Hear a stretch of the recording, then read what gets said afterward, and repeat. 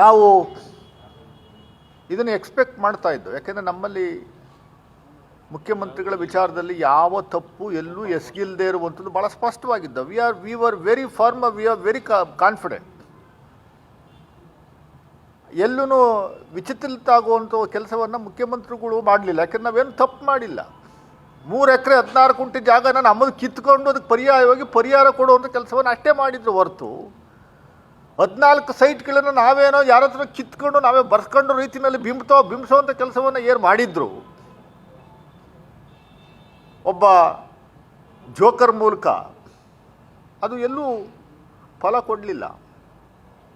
ಇವರೇ same petitioner has approached peoples representative court, ನಮಗೆ ದಯಮಾಡಿ ಲೋಕಾಯುಕ್ತ ತನಿಖೆ ಆಗಬೇಕು,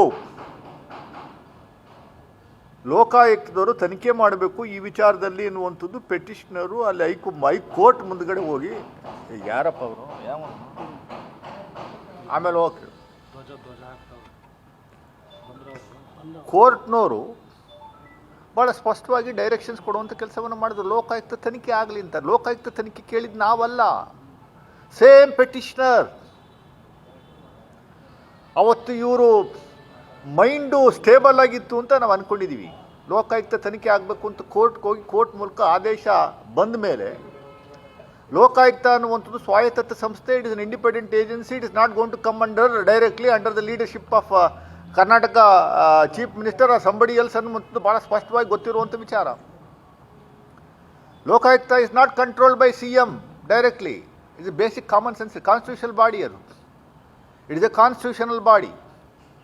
ಅವರು ತನಿಖೆ ಮಾಡ್ತಾ ಇರುವಂಥ ಸಂದರ್ಭದಲ್ಲಿ ಇನ್ನು ತನಿಖೆ ರಿಪೋರ್ಟ್ ಬರೋದಕ್ಕಿಂತ ಮುಂಚೆನೇ CBIಗೆ ಕೊಡಬೇಕು ಅಂತ CBI ಕೋರ್ಟ್ನ ಅಪ್ರೋಚ್ ಮಾಡುವಂಥ ಕೆಲಸವನ್ನು ಮಾಡಿದರು. ಏನಾಯಿತು?